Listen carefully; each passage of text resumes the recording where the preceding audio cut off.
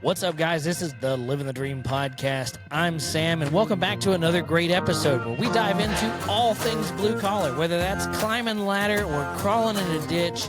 We cover everything. So how about you go over to the YouTubes? If you're already here watching this, you probably are. Give us a like and a subscribe. Drop us a comment.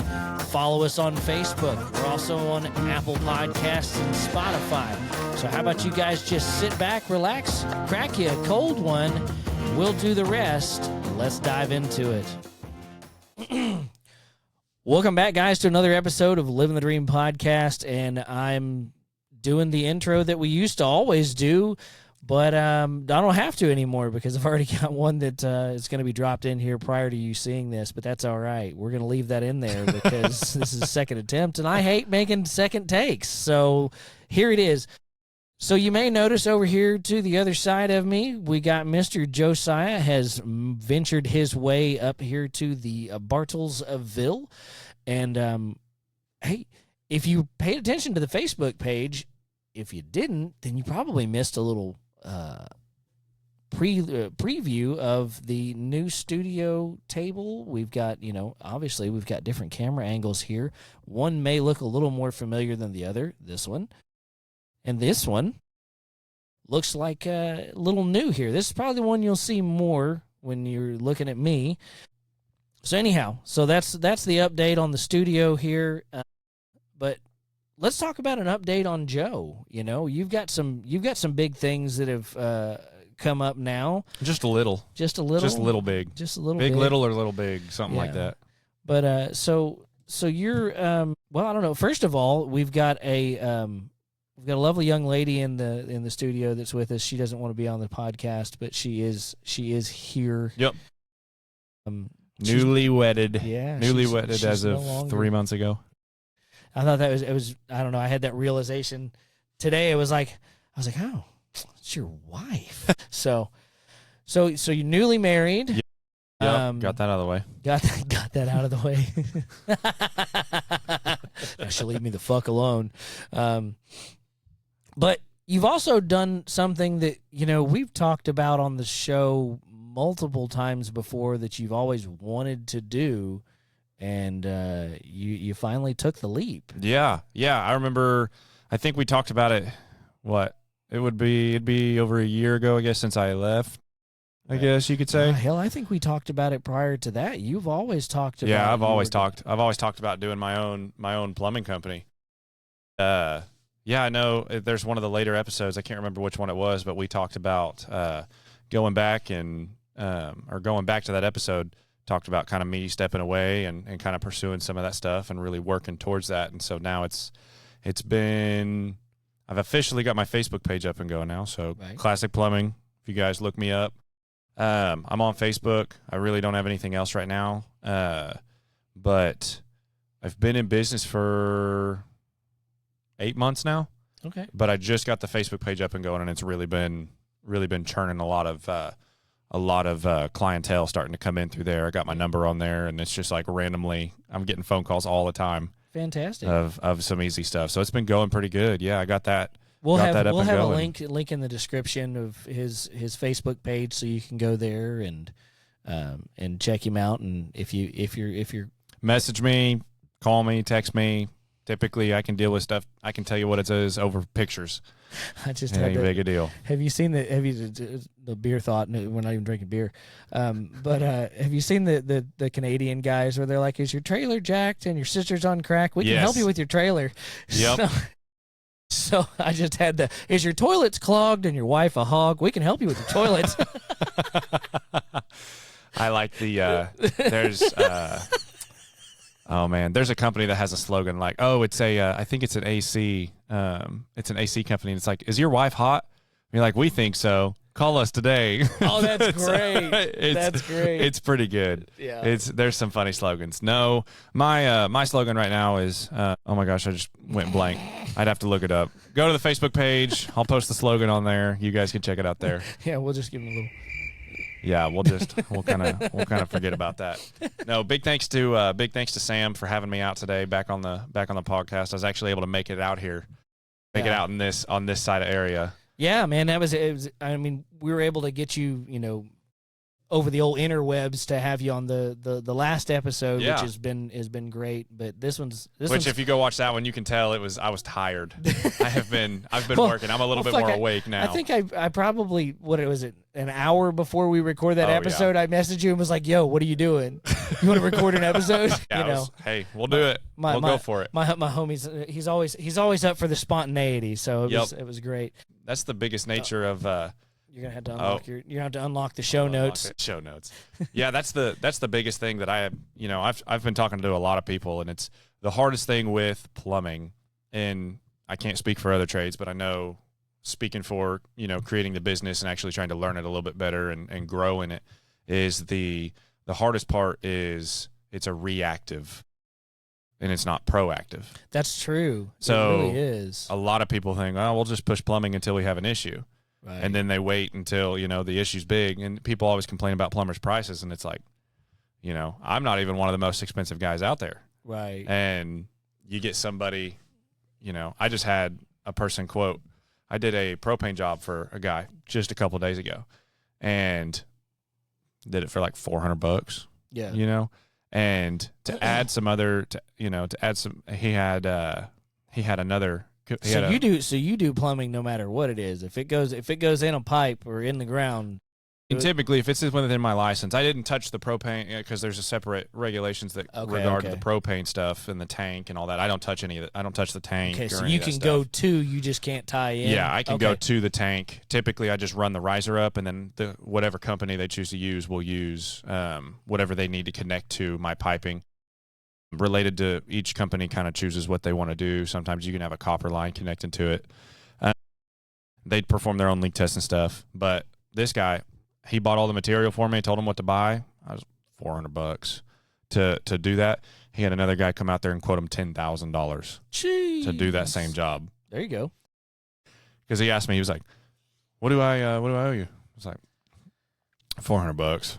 Yeah. It's like we weren't here that long. I was like, it's fair to me, it's fair to you. Yeah. And I guess that is the nice thing right now too, is I don't have such a large overhead that I have to charge certain prices right now. So right now I get to help a lot of people out. I get to build that nice clientele, customer base. The word of mouth. Yeah. And I get to help people out when they're in need. Right now, I'm not like, oh, well, my bottom line says that I have to charge you this. Right. So okay. So you brought up the, you did the gas call. So what would you say is in your wheelhouse as far as what, if somebody were to say, see the Classic Plumbing Facebook page and they're like, you know what? I got something I need done. Yeah, so right now, anything regarding plumbing, and I know that's kind of a broad general term that a lot of people see plumbing and they're just like, oh, toilets and unclogging drains. Right. Which is, there's a crap ton more. There's a buttload more to plumbing than just cleaning out drains. There it is. There we go. Found the fucking finally. He's like, I'm giving you opportunities. What the hell? There's more to it than that. I've done a lot of plumbing that people don't think about. There's hospitals. There's a lot of specific piping that goes into certain things. All the way even to running. What's a good example? Like hospitals use cast iron plumbing. Okay. It's quieter pipe. It's handle stuff differently.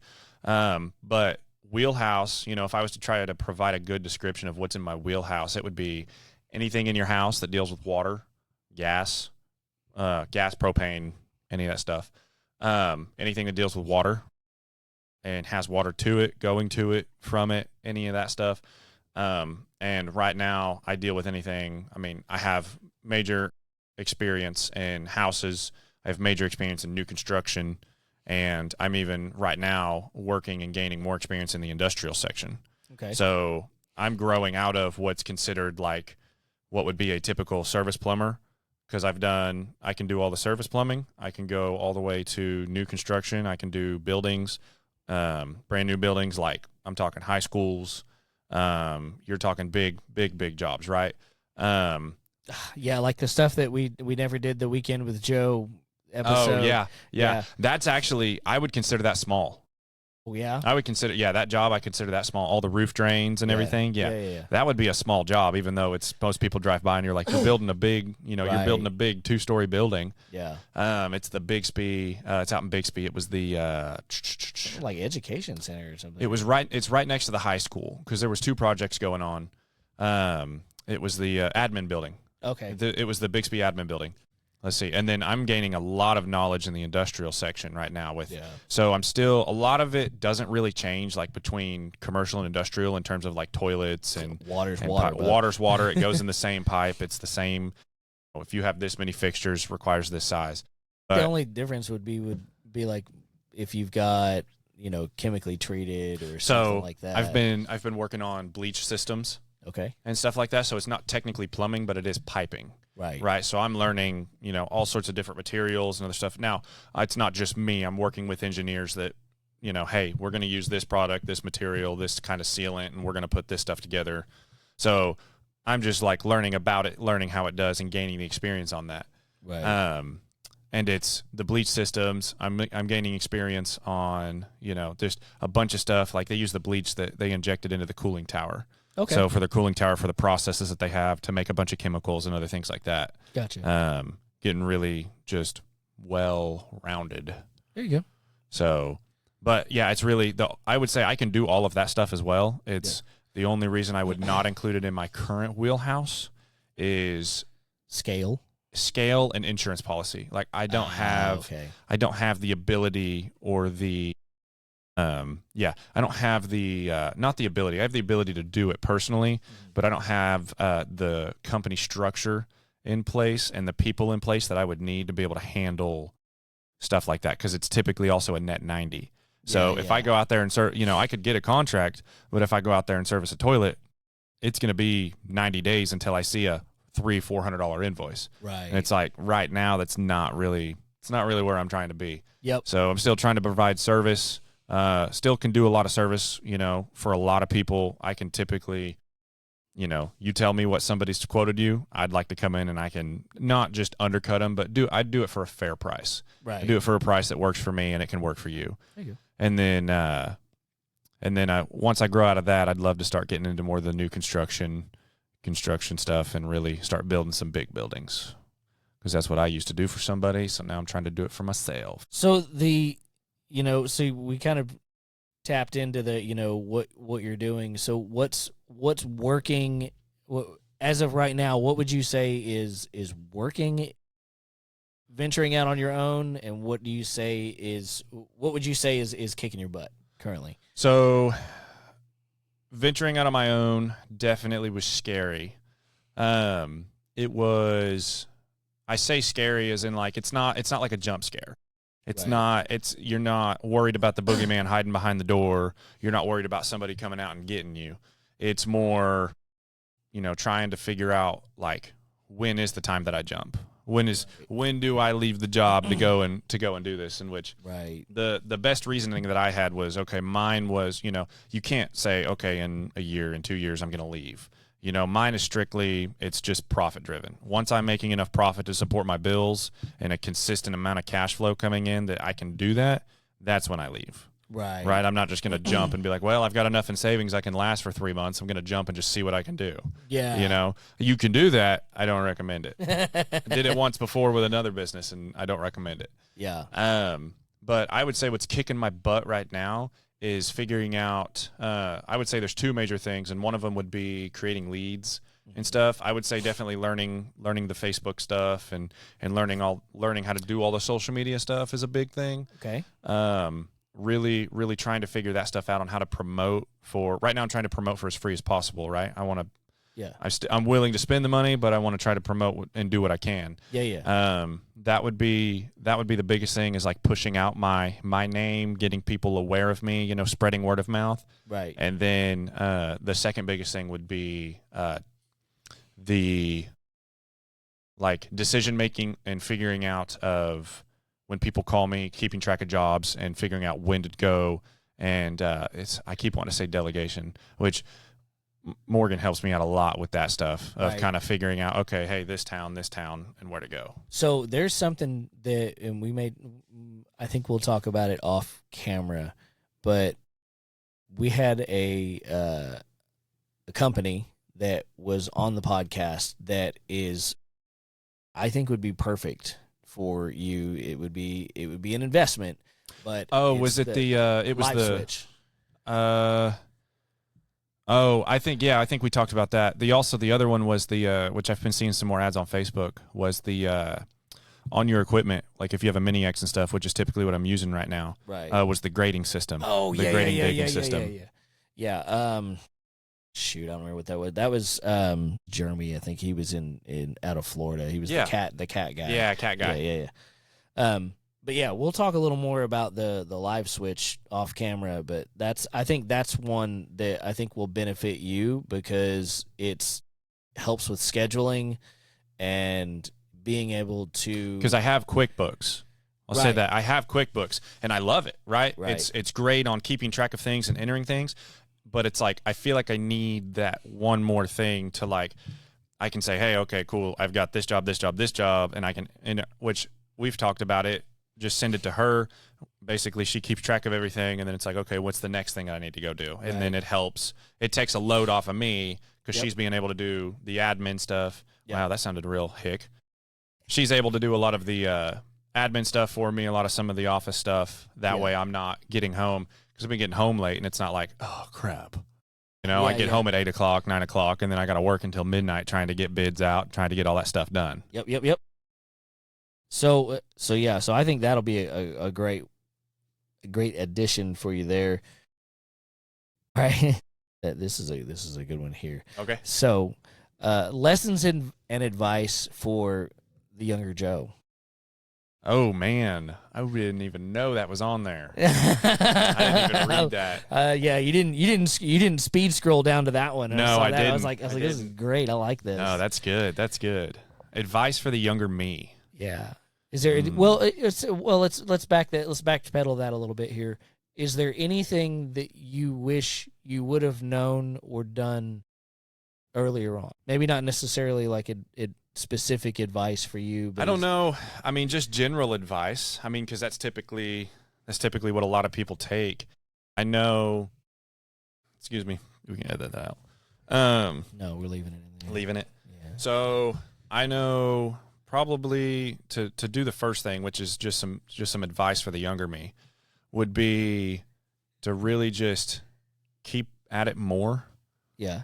Work at it more than what you think you need to. Work at what? Like growing your skill set? So like for me, I wouldn't say skill set because, I mean, how young are you talking? Like back whenever we first started the podcast? You know? Well, okay, let's go back as far as pre-journeyman, which I mean was even pre-journeyman. I knew in my heart, in my head, that I wanted to start a business.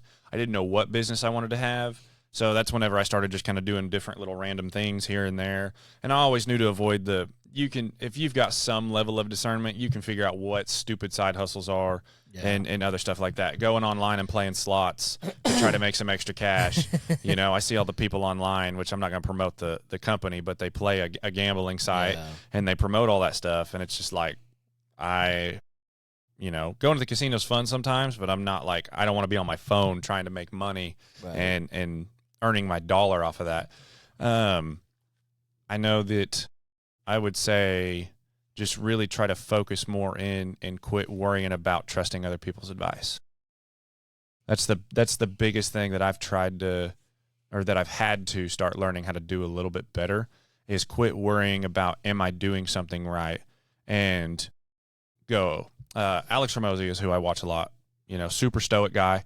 I watch a lot of his stuff and I take everything with a grain of salt because there's some balance that or some here, some there that you've got to figure out. You can't just immediately cut some stuff out, right? You've got to work towards it. But one of the things, he puts out tons of content, right? I mean, fantastic. But he's also got a massive team behind him. Right. Right. But it would be, when I say quit worrying about other people's advice, sorry, I'm trying to I gotta talk. I know I'm like moving away whenever. Oh, you're fine. It does. It does. The setup is much better than the old setup. Previously, it was like you have to talk into the tip. Talking to the I was gonna tip. say I was rubbing my beard up against it. Yeah, plucking beard hairs, and now it's it does pretty good. Man, I just lost the thought. You were talking about just like not worrying so much about other people's advice. It's okay. So there's something that I always say whenever it comes to a new challenging situation is I would rather somebody be doing something than standing there with their thumb in their ass and not doing anything. I'd rather you fuck up trying it than just stand there with your mouth open and not do anything. Oh yeah. And I was retracing in my brain. So the one of the things that he says that I kind of use is to leverage in my head, because it's all about, what you're thinking in your head. Where you're at in your head is your reality. So if you can think, okay, cool, I'm going to own this Lamborghini, which is not where I want to be. That's right. I had to realize that's not necessarily what I wanted, even though that's what, some people want. That's fine. Go for it. I want a completely different set of things. But if somebody truly wants that Lamborghini, they're going to figure out how to get there and get it. Yeah. Right. Now, I like to do stuff a little more early. So if you see someone that's 19 with a Lamborghini, it's like a little, okay, if daddy didn't buy it, I'm not saying that, not shitting on people that have, but so what Alex Ramosi says is, I just forgot it again. If you knew, to get to where you want to go, right? If you knew that it was going to take you 100 no's to get that one yes that got you to where you want to go, you would immediately go, okay, I just got to cycle through. I just got to cycle through, and I got to get those no's. Right. I got to get told no this many times to get to that one yes, and I'm going to continue on. So I take that in my frame of reference. I take that and go, okay, because I'm not necessarily the best salesman, and I'm not looking at being the top dog that's just going to completely become an unethical person that's going to knock your door down and force you to buy something. I call it ethically upselling, right? I call it ethically upselling. So it's, if someone needs a toilet, I'm going to be like, hey, you need a toilet, I can sell you this one, or I can sell you this one. Right.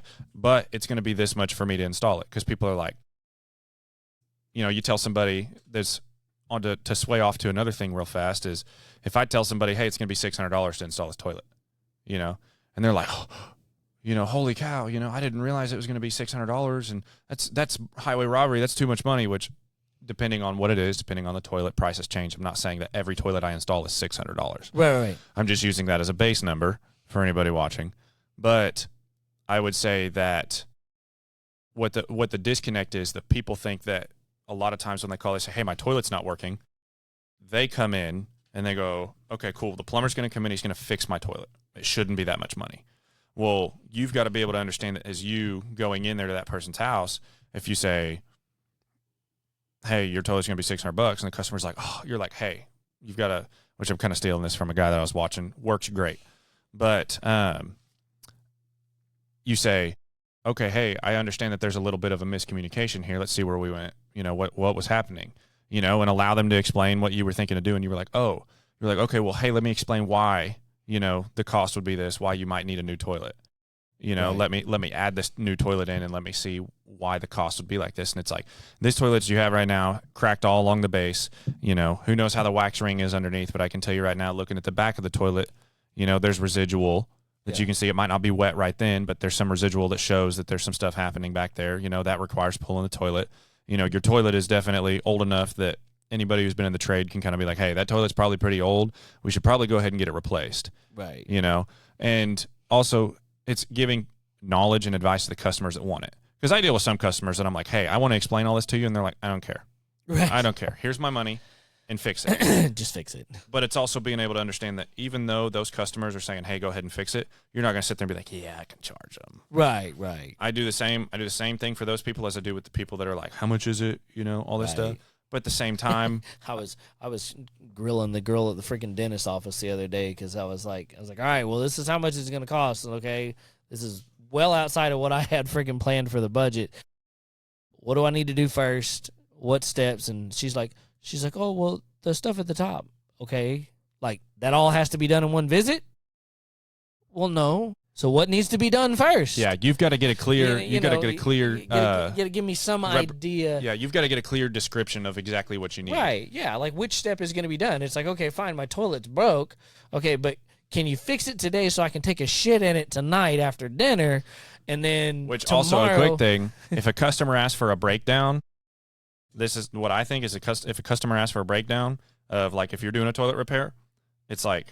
Toilet, this much. Parts, this much. Labor, this much. Right. If they want a breakdown of all your parts and all your stuff, no. That's like I see. If they want that much of a breakdown at that point, then that's, for me, that's not my customer. That's not my type of customer I want, because I want to be able to know that I'm being truthful.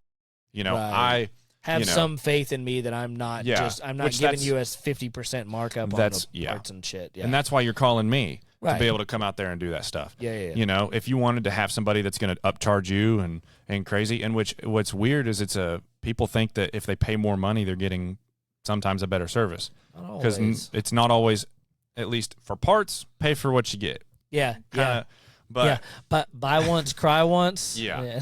for service, it's definitely, you know, sometimes the most expensive option isn't always the best. Right. Yeah. For certain people. Right. So, blanked out. Yeah. So we can go back to, you know, if you knew it took that many no's to get to that one yes. Right. I mean, that advice to me, I would say, is just quit worrying about advice from other people. There you go. Take advice, right, and ask where you think it's needed, but sit there and just know, hey, dude, you've got it. You just keep working at it, right? Yeah. So I'll go back to a previous episode that we had, which was knowing the why, understanding the why. Yeah. You know, I think that's probably one of those things too, is that, you know, somebody's going to give you advice, and there's always a why they have that piece of advice for you. Right. It may be because of a failure that they had. It may be because of something that they heard. It may be that they have absolutely no foundation whatsoever, and they're just talking out of their ass because they saw it on the back of a minivan one day. That's important whenever you pay attention when you're having a conversation with somebody and someone says, hey, because I always try to come from, I can only speak from my frame of reference. I can only speak from my experiences, right? So when I try to, if somebody is seeming like, you know, in the conversation, if they're prodding for advice or they're kind of asking for something, it says, hey, I will say, hey, in my experience, you know, this is what I've encountered. This is what I've ran into, and these are the solutions that I've brought to solve the problems. Right. And sorry, I just realized that I'm still on call. And okay, I heard what sounded like a phone vibrating on a table, and I was like, "Panic! Shit!" Sorry, squirrel. And my dog. Is he somewhere? Oh, there he is. Okay. All right. He's usually over by the door. This is odd. He's like, "There's more room over here." But I would say definitely taking advice with a grain of salt would be the biggest. But and everybody's advice isn't going to fit your scenario specifically. If someone says, "Well, I think you should do this because of this," you'd be real careful on even considering taking that. There's also the trust but verify. It's like there's a lot of times at work is somebody will tell me like this is what happened. This is why the machine crashed. Right. And then I'm like, okay, all right, I see where you think that's what happened, but let's go look at this. And that's a big thing too in plumbing is like I always say, you know, if someone calls me and let's say they're like, hey, my toilet's clogging up. Right. Okay. Well, typically I always have to ask, is it just your toilet? And they're like, well, no, my shower, my sink, my kitchen sink. You know, the other bathroom is also starting to exhibit issues of not flushing correctly. Yeah. You know, it's got the weird gurgle. Where's your septic tank located in relation to the toilet that's not clogged up? Yep. And so it's always a you know, game of how much information can you give me? Right. You know, I try to collect as much information over the phone before I go out there.